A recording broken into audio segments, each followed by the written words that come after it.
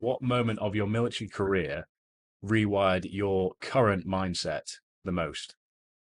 Oh, that's an interesting. I've never. That is a very good question.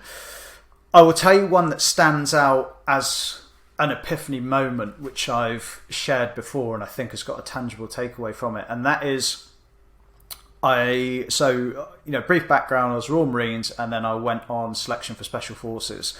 So selection process 6 months. It's the same SBS SAS. It's the same selection process. Everyone knows about kind of walking around Wales with a heavy weight on your back, and there's lessons within that we can dig into afterwards. But after that phase, you have 2 weeks where you essentially do some work on the ranges to get familiar with the weapons you're going to be using, the rifles, and then you deploy to the jungle.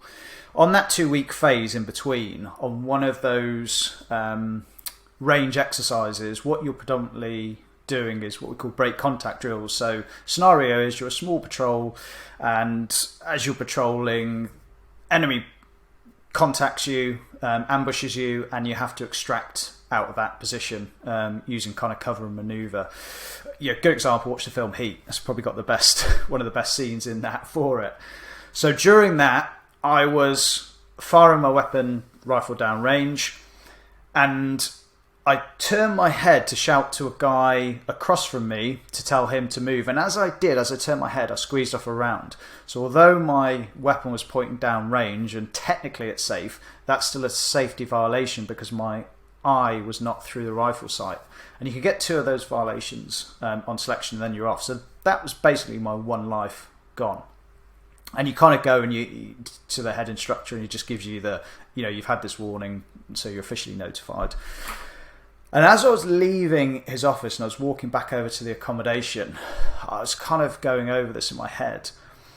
And I realised in that moment that I'd been putting so much pressure on myself to be perfect and sort of concentrating on the end result of passing or failing, that I was actually performing worse. That mistake that I'd made, I'd never made that in my entire career beforehand. But it was almost this pressure I'd taken myself past optimum performance to it having a detrimental effect.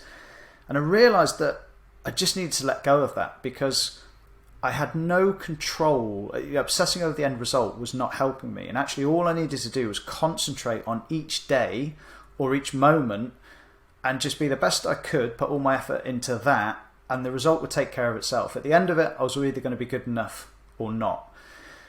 And I just let go of that pressure. And it was almost like a physical weight lifting. And from that point onwards, the experience was a much more positive one. It was more, I say enjoyable loosely, like it's obviously not a very enjoyable experience selection.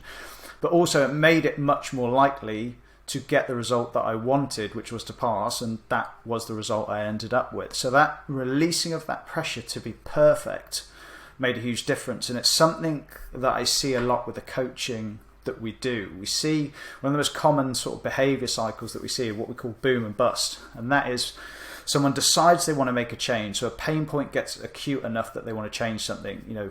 Health and fitness is the classic one, losing weight or getting fitter. And so they decide, right, that's it. I'm going to get this perfect training plan or this perfect diet, and in 8 weeks I'm going to weigh this much, or I'm going to be able to run this fast, whatever it is. And they follow that plan perfectly for a week, maybe 2 weeks, and then they get a last minute deadline from work, or their kid gets sick, or whatever it is, and they miss a meal or they miss a training session. And so the next time that they're due to take an action, that thought process creeps in of, you've already spoiled the perfect run, so that means you're not going to get that perfect result, so what's the point? And so you then miss the next one and the next one. And you basically just throw it all out the window. You fall into an all or nothing mindset, you bin the whole thing, and you're back at square one. And people just live in these boom-bust cycles of trying to make these big perfect changes, and they're rebounding back to where they are. As opposed to the ethos that we embed with everyone we work with is something we call moving average. And the moving average is the idea that you do not need perfection to make progress. All you need is consistency. Like, everyone has bad days. Everyone misses workouts and training sessions. But if you switch from that all or nothing mindset to, okay, I can't do an hour workout, but I can do a 15-minute walk. Well, that still ties into my moving average. And all you need is your moving average to just be in the positive, just always edging into the positive. And if you do that and get rid of this timeline obsession as well, and see it as a lifestyle change and becoming that type of person, as opposed to just getting an end result, it's game changing. When people make that shift, the results they get are so much easier to achieve, and ironically they get them far quicker as well.